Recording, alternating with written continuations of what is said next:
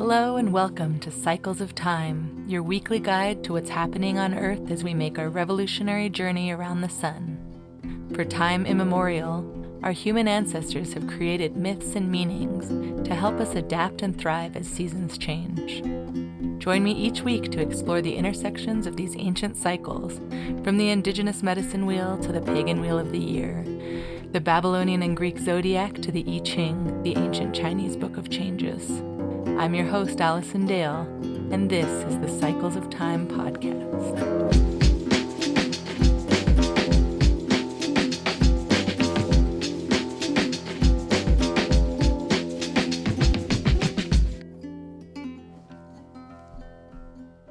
Hey everybody, welcome to Cycles of Time. This is your weekly forecast for May 5th through 11th. This week we have Pluto retrograde in Aquarius, the sun transiting through human design gate 2, the receptive, and so this episode is called the Receptive Underworld, and this is the Wheel of the Year, week 7. So how are y'all doing this week? I'm recording this one a little bit late as I'm still traveling around Central America. We're doing a tour of alternative international schools in different towns in Panama and Costa Rica, looking ahead for my daughter's education and just keeping an open mind.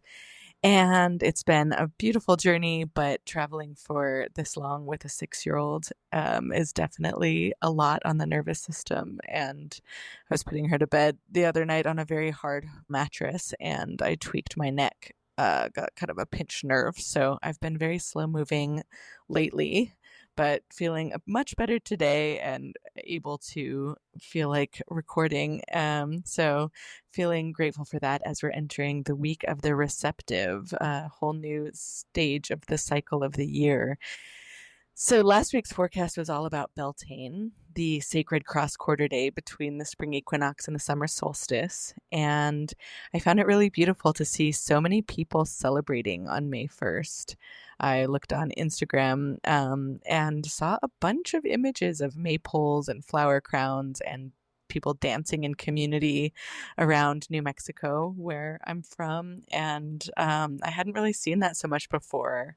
I think that the pagan wheel of the year celebrations are becoming more and more popular, at least as far as my perception goes. And I saw like 5 different people that I know at different gatherings, and it was really stormy and rainy, like these big kind of monsoony thunderheads in New Mexico, and it looked just really these photos of these rainbow ribbons around a maypole shooting up into this dark and cloudy kind of thunderhead skies looked really beautiful. So thank you all for sharing those and really making me feel like May Day was being celebrated.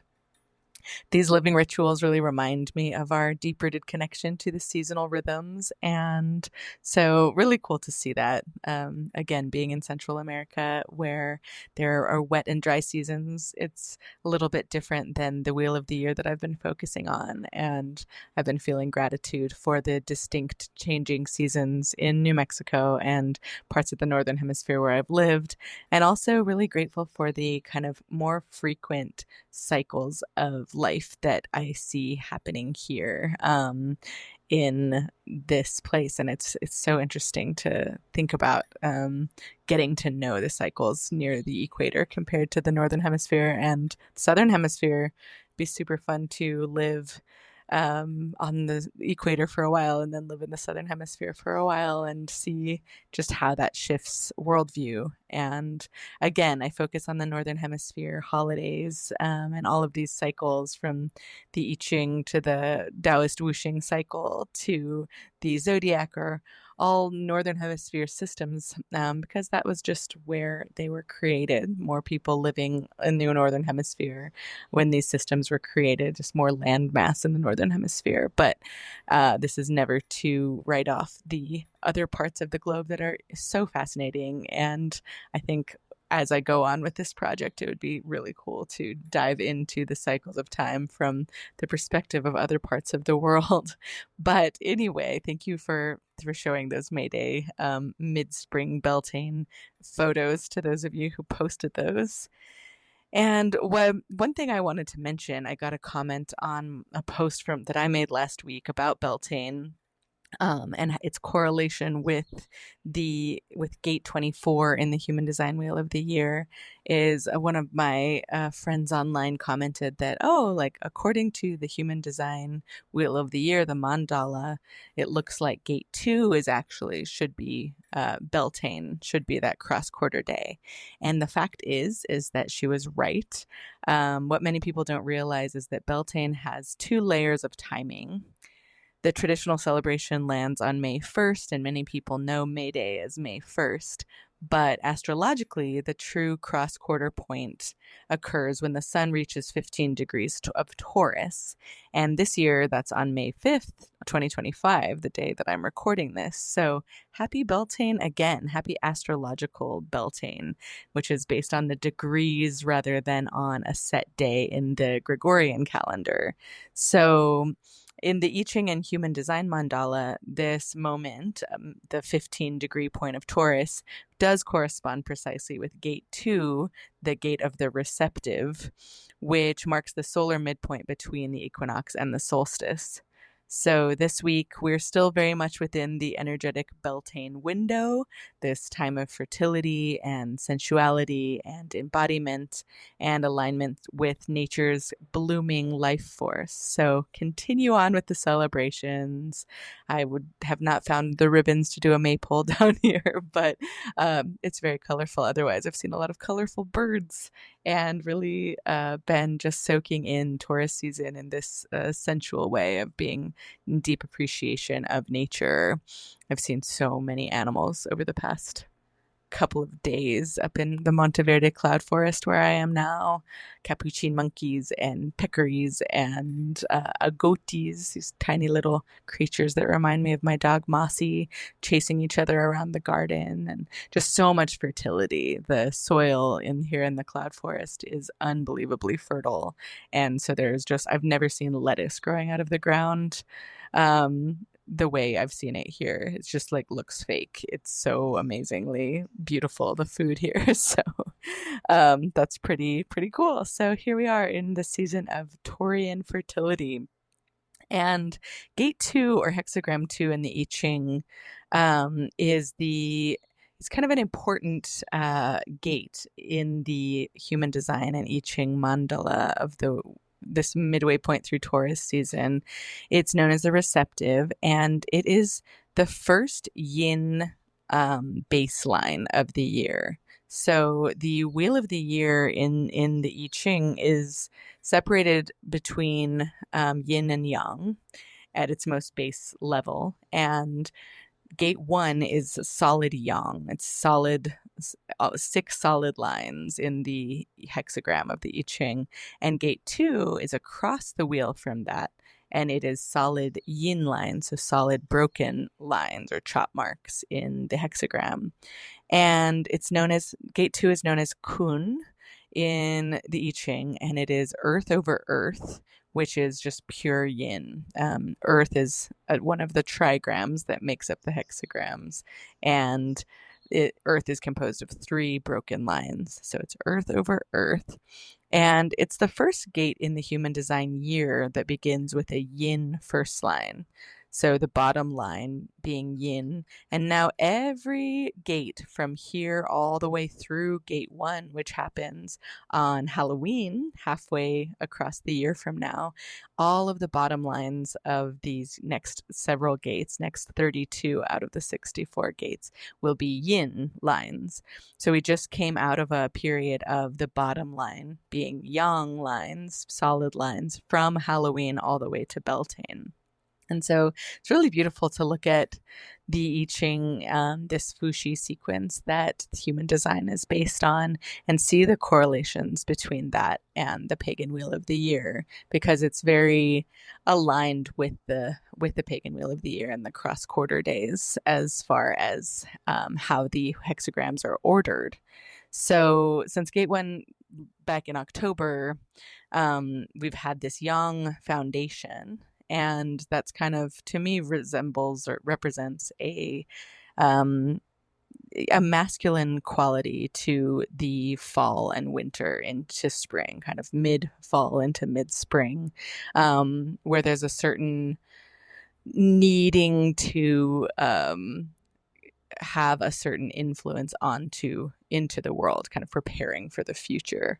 Whereas mid spring through mid fall are a much more receptive time, a time when we are much more interconnected with the other parts of the world, with our relations with the more than human world, because they are showing themselves. The plants, the flowers are alive in the northern hemisphere and are really in bloom. And it's kind of like first flowering all the way to harvest season is when we have a yin baseline to the year. So really fascinating stuff. It's this time of year when the receptive principle begins to lead, and the stillness of the earth with the capacity to hold and nourish takes over from the energy of striving and initiation in the fall and winter. So, with Gate 2 happening this week, this is not a time to really push forward and assert our will. It's more of a time to allow our paths to reveal themselves just through being, through blooming. And Gate 2 doesn't really rely on mental maps or linear plans. It's inviting us to listen from our body and to feel where life is guiding us without having to know why. Here in Monteverde, where I'm spending time right now, surrounded by this just dense mist, but then bright sun that pops through. It's this really amazing ecosystem that it's fun to be in relationship with. It kind of reminds me of the Pacific Northwest in the US, or San Francisco a little bit as well, with the fog coming in and then having sun pop through. And it's really dynamic environment that is kind of this pulsing energy of life that is in this lush ecosystem. And it is really a lesson in receptivity to be here.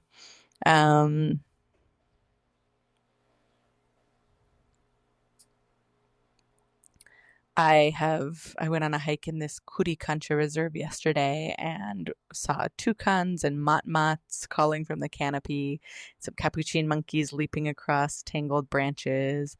I saw some coatis and some peccaries, these like hairy little boar pig guys, and little frogs, thousands of insects clicking and humming and even glowing in the dim light. And just being a part of this, just, even in the town square here in Monteverde, it's, or one of there's several kind of little commercial areas, and one that's next to a coffee shop and a women's art co-op, were just filled with wildlife. It's incredible to not have to go into a wilderness area, but it's the way that this town is situated along the hills of the mountainous region is so interconnected with the animals. The architecture provides ecosystems and environments for animals to continue to live, and plants for sure as well. And so it is it was incredible to be kind of drinking a latte, and very good coffee, by the way, and just witnessing more, monkeys jumping across the trees, and little agoutis, I think that's how you pronounce them, these adorable little kind of rodent creatures. And I saw a motmot, this incredible kind of colorful blue turquoise bird with long tail feathers, kind of darted past my face and caught a katydid, this like giant katydid, bright green katydid midair. And I was really confused as to what had happened, but it was the cycle of life. And then this other bird came and kind of fought the motmot for it, to grackle, and ended up winning. And it was just very amazing to see this all happening just while I'm drinking a coffee. And so through being here just for a couple of days, Bocas del Toro, where I was previously in Panama, was also incredibly filled with life, just fish and all kinds of sea life. And so I've really felt that being in the Taurian season of sensuality and being interconnected with the world around me has been a beautiful experience that I'm so grateful for. And I find myself slowing down. I've had to slow down with my pinched nerve in my neck, which is, pain is never fun, but having to slow down to a certain pace of body movement, well, it helps me witness and see all of the things around me. Whereas, my 6-year-old daughter is wanting to record podcasts and videos. She's taking after me and really wanting to do more and more media. And so she's like, we got to do this and I got to push this button. And we're like, just enjoy the nature, turn off the camera for a bit and just enjoy what's around you. So yeah, slowing down to this pace of nature, which is actually not so slow. There's a lot of fast moving creatures and beings, and it's all happening at once. But slowing down in my own body in order to witness and to recognize that I'm just one small part of this whole larger ecosystem has been just a beautiful practice. And there's no hurry in nature. There's no clear destination that you can see, but everything has a certain purpose to it as it moves around you. And so as I slowed down to match the pace of the forest and feel into my body, I can let that lead rather than trying to figure out where I'm going next. And as I try to make decisions for this upcoming year and what's going to happen, it's really easy to get caught up in just being future oriented all the time and perfectionistic as far as how to make the best decision. But the essence of this week's transit through gate 2 really is telling us to recognize this interconnected, receptive dimension of the natural world and recognize that when we stop trying to control the direction of our lives at a minute-by-minute basis, there's a deeper compass that is allowed to activate. And it's a compass that's not aligned so much with ambition, but with the pulse and the frequency of life itself. So in these natural environments where I've been, I'm remembering how direction can arise from stillness and how silence is not empty and how nature really doesn't second guess its path that it's on. And so that draws on last week's gate that I talked about on the Beltane episode, gate 24, where the city is silence, the place where we can innovate out of a stuck loop of addiction. And so that carries on this week through gate 2. So in the wheel of the year, we are now in the medicine wheel direction south, the whooshing element of fire, the pagan season of Beltane, the zodiac season of Taurus until May 20th. And for the first part of this week, we will be in the receptive gate 2, Earth over Earth, which is also known as the gate of the direction of the South. And that is from Sunday, May 4th until Friday. And then over the weekend, Saturday and Sunday, the sun is transiting into gate 23, which is known as splitting apart or the gate of assimilation. This week, the moon is waxing, and the planetary transits that we have going on are Pluto stationing retrograde in Aquarius. That happened on Sunday, May 4th. And then on Saturday, May 10th, Mercury is going to be entering Taurus. So not too much happening astrologically this week, but some shifts in the outermost and innermost planets. So we'll start off with, kind of tying in Pluto and Aquarius to the wisdom of receiving. So I just started reading Ezra Klein's new book called Abundance, and I'm absolutely loving it so far.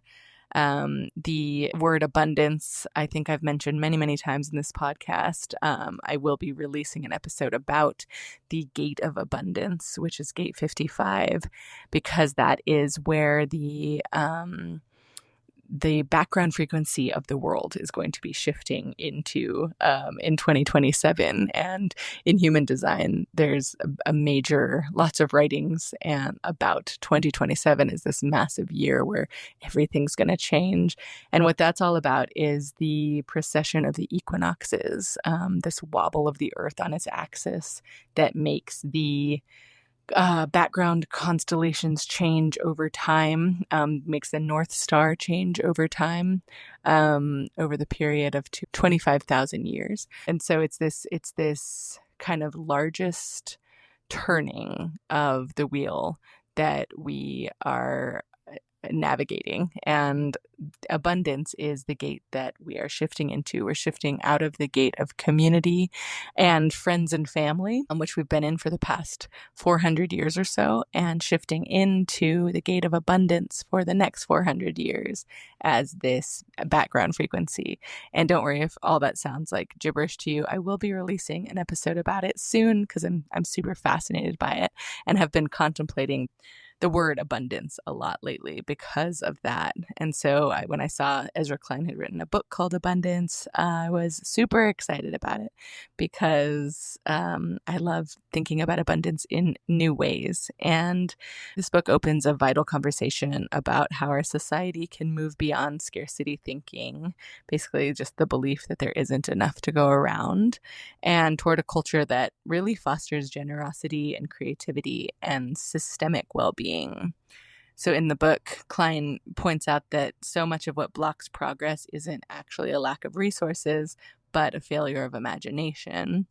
And he states that it's not that we don't have the tools to solve our biggest problems. It's just that our systems and mindsets and infrastructures are often designed to maintain the status quo rather than to evolve. And again, that reminded me a lot of the gate of rationalization that we went through last week, which is the shadow of addiction, moving to the gift of innovation and through the city of silence, of kind of allowing for that pause to not just keep doing the same things that we've been doing again and again.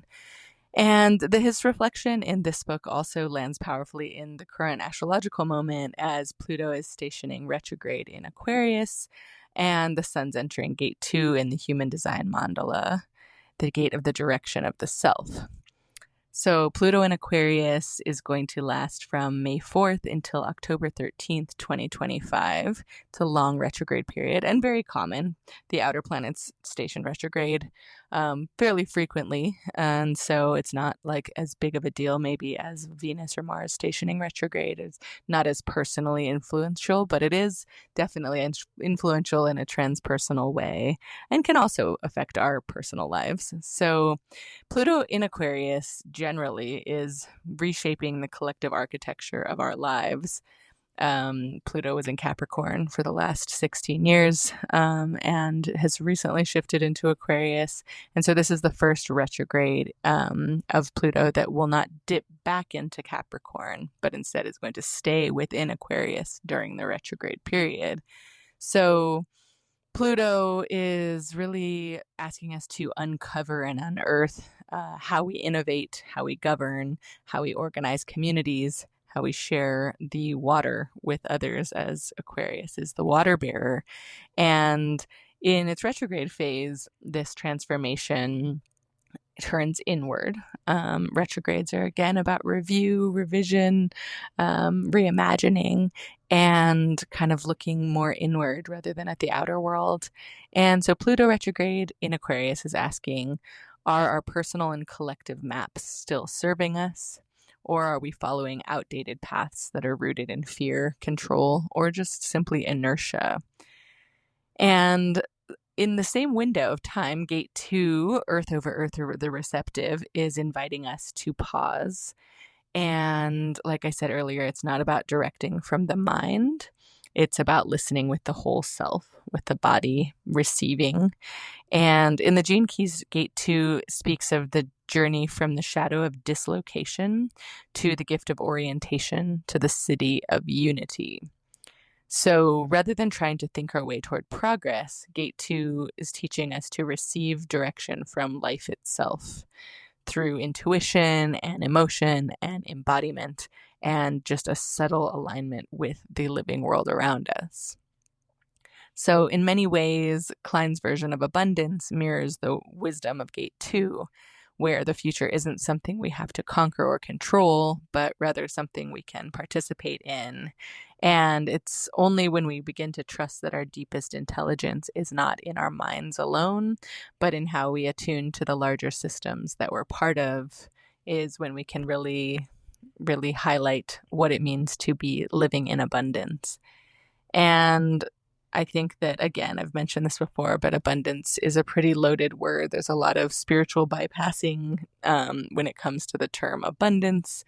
Just thinking that if you shift your mindset and you believe that, abundance, that good things will come to you, kind of feels a little bit self-centered. And in this way, and in this book so far, it's really looking at the whole picture and recognizing that we are relationally a part of something much larger than ourselves, and we have to receive a lot of that information in order to innovate. I kind of think about all the biomimicry happening in the engineering design world, where we're learning so much from how plants and animals and fungi already are doing certain things better than humans have envisioned or humans have invented. And so we're starting to learn a lot more from how the natural world, that's been around a lot longer than we have, has solved problems that we're currently needing to solve for. So Pluto's retrograde, that's happening all the way until October, is inviting us to examine what we've internalized about scarcity and power. Gate 2 is reminding us that there's another way, one where we align not through force, but through presence. And in this space of listening, new paths will appear. And they might not appear in the way we think they're going to, as strategies, but as truths that we already knew. So thinking about receiving, the yang energy of putting our own selves out into the world without receiving that creative energy that's also very important, can be a lot more about strategy and aiming the arrow towards where we want it to go. Whereas remembering is another way to think of how to create new paths, by tapping into truths that we already knew or that are more than human ancestors, including the plants and animals around us, already know. So diving a little deeper into Gene Key 2, the transmission of Richard Rudd's Gene Key 2 teaches us that about the shadow of dislocation. And this is the sense of being out of place, misaligned, or confused about our purpose. And this feeling is common when we've been pushing toward a life that is not ours, or when we've been taught to override our natural rhythms in favor of productivity, or being hyper-focused on comparison with others, or external validation. And so the gift of orientation, another frequency energy of Gate 2, is one that emerges not from forcing clarity, but from allowing space for a true direction in the world to unfold. And this happens through presence and humility, where we feel a magnetic pull toward what is right for us. I love the magnetism research that's coming out in the world right now about biological magnetic devices and chemicals within the pituitary glands of different animals, where we have a embodied magnetism. And it's not all about one decision after another, but again, pausing and slowing down enough to recognize where we are being magnetized towards. So envision a magnet this week, and where it's pulling you, rather than making all the checklists.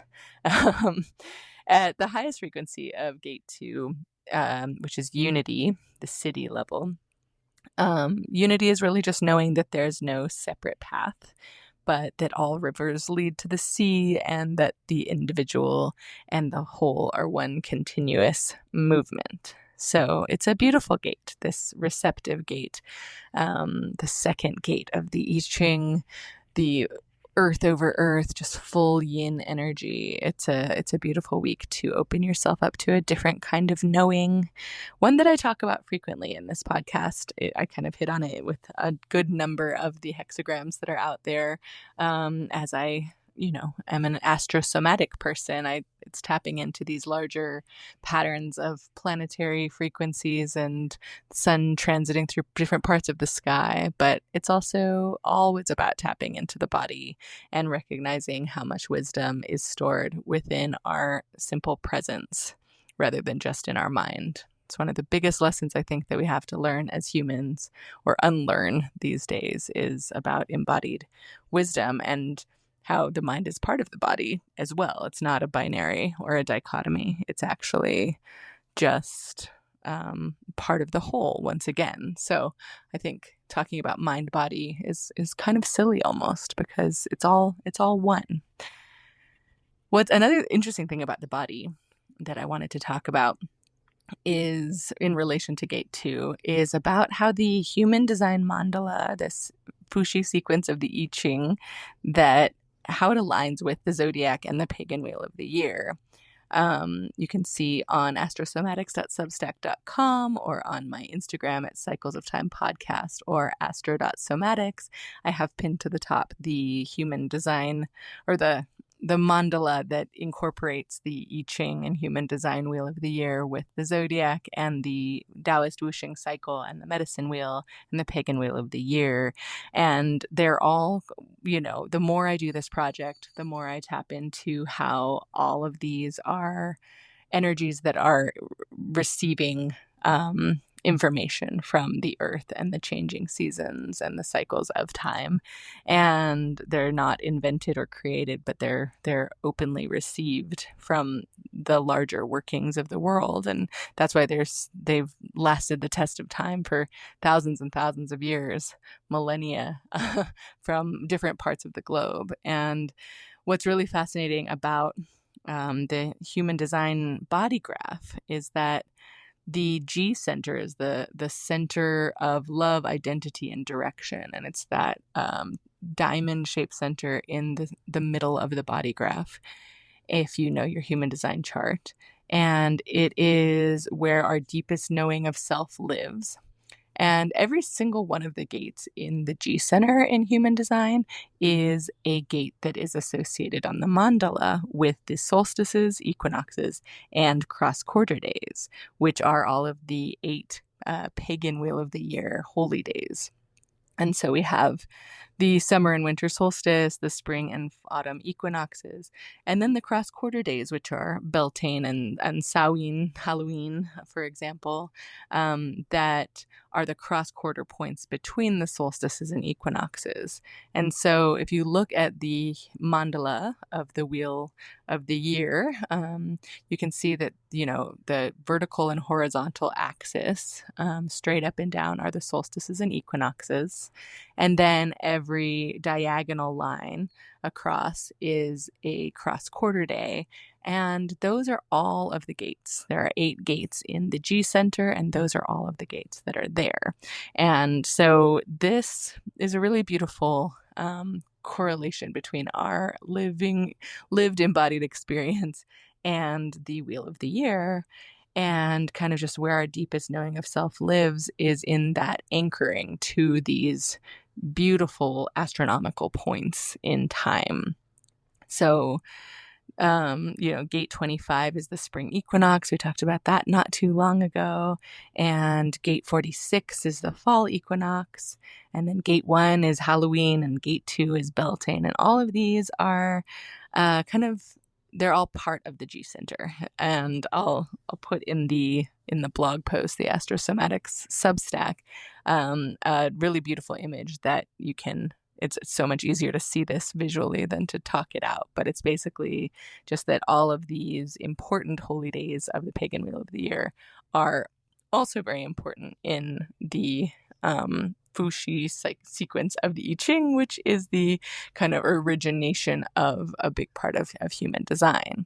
And I do have a question for anybody out there listening who is a human design expert. I haven't been able to really get this answered in my studies of human design, but I'm curious beyond the G center if anyone knows how the numbers of the gates on the mandala were attributed and associated with the gates of the body graph, like, or the centers of the body graph, how certain of the mandala numbers got transcribed onto the other centers in the body graph.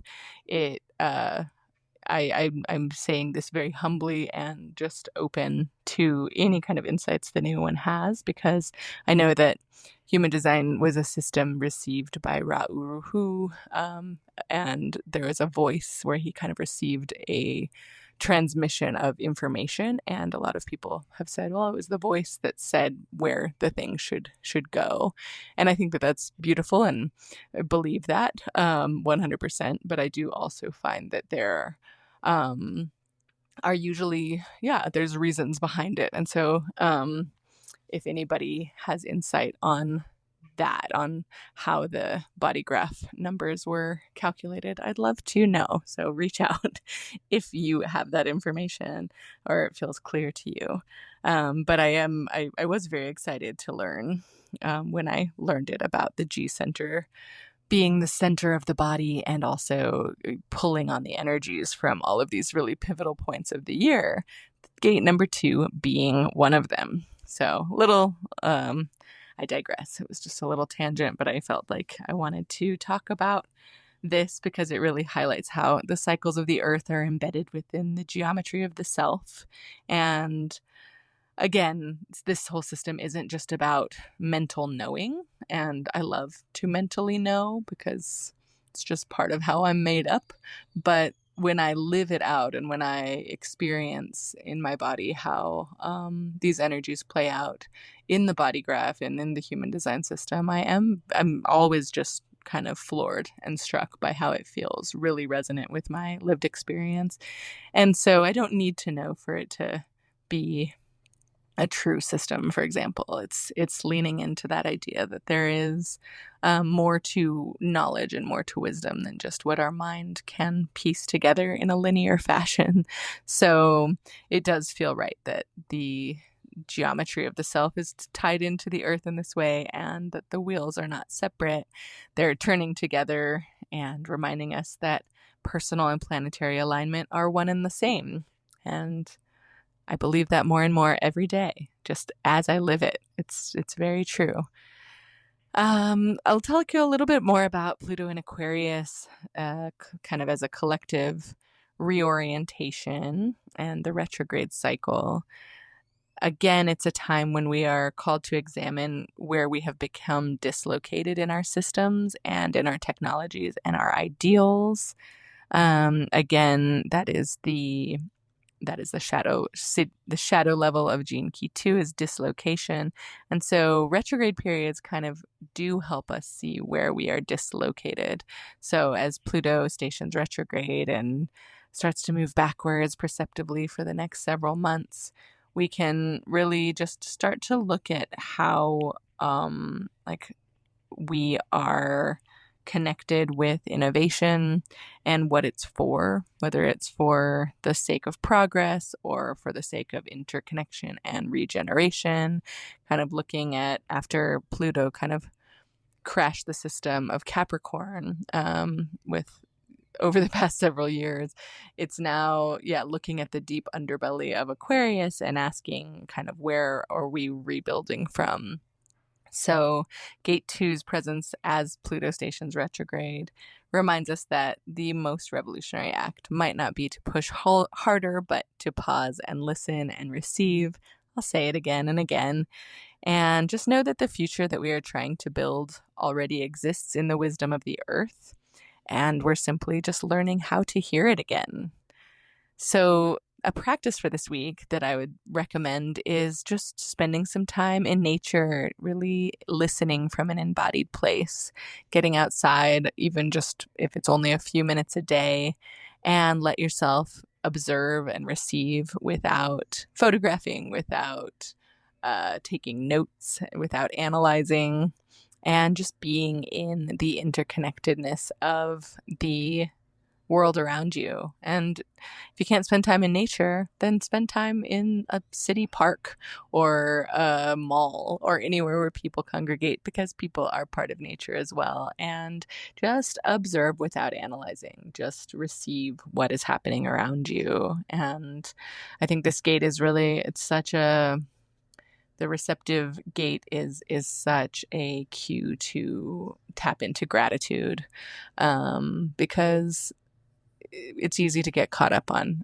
the direction of things and how things are going wrong. But as the gate of the direction of the self, it's really about tapping into how we are an integral piece of the larger puzzle around us, and just to recognize the beauty of what is going on around us, just how we got to this place, how all of these different living beings are going about their way, having their own solitary purpose, but how it all creates a larger ecosystem. And this week, start to notice where you're trying to figure things out, and gently invite yourself to feel instead, to put down the spreadsheets for a minute and receive wisdom from another place, and rest into the awareness that your body knows something that your mind doesn't, and ask yourself, what would it mean to allow life to lead? So Pluto retrograde and those Sun in gate 2 is not about retreating from power. It's about returning to the source of it and remembering that the true source is not control, but connection. And receptivity is not passivity. It's really just a fierce trust in the intelligence of life itself. So during this week, may you receive your direction not from effort, but from alignment. And as we move on to the weekend, the Sun will be entering the gate of assimilation, gate 23, and Mercury will be entering Taurus. So the Sun will be in gate 23, which is known as Po, mountain over earth, or splitting apart. And in the Gene Keys, 23 moves from the shadow of complexity to the gift of simplicity, to the city of quintessence. So as the Sun moves from gate 2 into gate 23, we're transitioning from the spacious receptivity of the G center into the precise and mutative energy of the throat. Gate 23 is a throat gate in the body graph. It's known as the gate of assimilation, and it's part of the individual circuit, which is the stream of uniqueness, mutation, and inner knowing. Gate 23 carries the energy of expressing new insights, but it's often in a way that cannot be explained in linear terms. Gate 23 is the voice that says, I know, but often can't articulate exactly how or why. And this feels perfect after the gate of the receptive, the midway point through Taurus season at 15 degrees Taurus, where we're, I always mention the bull sitting in a meadow of flowers, just blinking its long eyelashes and swatting its tail, very gracefully and without a thought in the world. It's that type of energy, peak Taurus energy of just being in comfort, and the comfort that life is supporting you.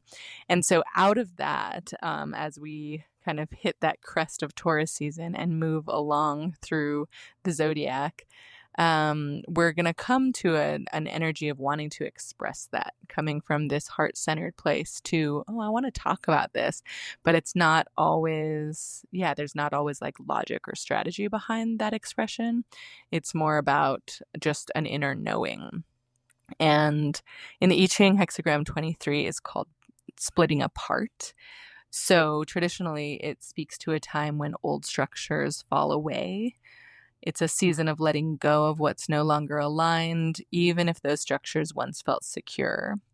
And so the invitation here with gate 23 is not to hold on, but to simplify. In Gene Key 23, Richard Rudd explores how the mind tends to overcomplicate things and over-explain and over-justify, and that's the shadow of complexity, which is all kind of a defense against vulnerability, instead of just saying, I know. My daughter has this gate. It's her earth, her personality Earth is in 23 and her personality Sun is in 43, which is across the wheel and also forms a channel. And she's always just like, I just know.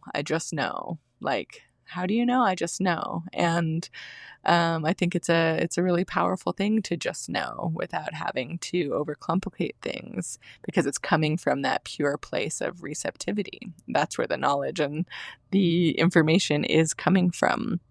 So at the shadow of complexity over the course of this next weekend, just know that if you're talking in circles or rationalizing or making too many checklists, this is me talking to myself because I'm making a lot of pros and cons lists right now. But if you find yourself doing that too much or hiding behind language and not letting your emotions come through because you want to rationalize it first, this is a place to just settle into the inner knowing, the simplicity of an inner knowing.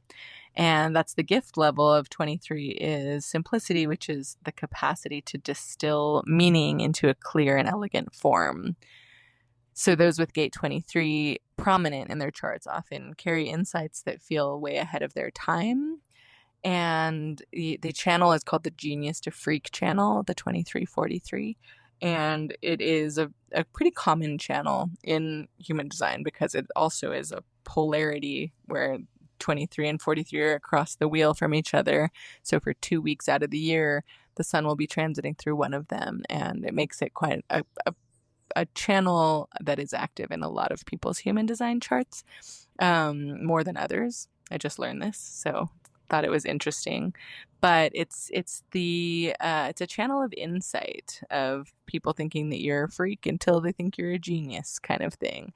It's ahead of time thinking. So the challenge with that is to wait for the right moment and for the right audience. And when this timing aligns, the words of people with gate 23 can feel like lightning, where they suddenly illuminate the truth with clarity and beauty. It's like the throat is receiving all of the openness that's been received through the heart in gate 2, and then it just comes out in this like beautiful, potent truth. And witnessing this through my daughter has been very potent. I think that sometimes she'll just say things that are just so pure and powerful. And so if you have gate 23 activated, tap into that simplicity of inner knowing. And at the highest frequency, gate 23 reaches quintessence, which means it's like a distillation of essence that's so refined that it transcends explanation altogether. It's the quintessential voice that is kind of like the voice of spirit that is made manifest through sound and through speech and through being present in the moment. So it's a beautiful Taurus gate 23. It's Taurus is associated with the throat in the zodiac man as well. And so when I think of why, like what, when a cow speaks, when a bull speaks, it's an important thing to say. And it's saying something that is truly coming from experiencing the present moment for what it is. So as Mercury enters Taurus, Mercury is the planet of communication and speech. And so it enters Taurus on the same day as the sun transits into gate 23 on Saturday, May 10th, which adds another layer to the story, which about grounding our thinking and our communication into clear and deliberate and embodied expression, which is what gate 23 is all about. And so it's a beautiful match with this energy. And I love it when planetary transits line up with the sun's transit through all of the gates of the year. We've had Mercury in Aries for the past while, and there's been a lot of kind of fire and flurry in that energy. So Mercury in Taurus is slowing the pace and inviting reflection and bringing our focus to values and resources and really practical, sensual, embodied, grounded applications of knowledge. So gate 23 is a voice of sudden inner knowing, and Mercury in Taurus will help that voice land. It's going to support us in finding language that resonates with others, language that holds weight, and that doesn't just sound good in our mind, but feel right in the body. So this weekend, with Mercury entering Taurus and the Sun in gate 23, the gate of assimilation, the weekend is an invitation to say less but mean more, and trust that your insights are valid even if they can't be fully explained. And if you do find the words, let them be simple and non-complex, and let them speak the truth that you have received over the week of receptivity. So that'll do it. I'm gonna head off to a waterfall now, and I really appreciate you being here. And if you have any questions about any of this, any of these transits, or the Wheel of the Year in general, feel free to reach out to me at Alison at Astrosomatics. You can reach me by email. You can follow me on Instagram at astro.somatics or at Cycles of Time Podcast. And I also do have some offerings that'll be starting back up soon as I return stateside. And over the summer, I'll be opening up a lot of spaces for readings of your human design incarnation cross or your astrology chart, or a little combination of all of these cycles of time, and seeing kind of the mandala of you and how your energies in these Wheel of the Year show up in your life. So stay tuned for that. Right now, the books are closed because I'm traveling and trying to hold it together as best as I can. The internet, it does seem better where I am now, so I will try to be continuing to do these updates. But I'll see you next week for a full moon in Scorpio. And have a beautiful, beautiful receptive week ahead. I wish you all the best as on this astrological Beltane, and just soak in those flower crowns and maypoles and all of the colorful energy of the season.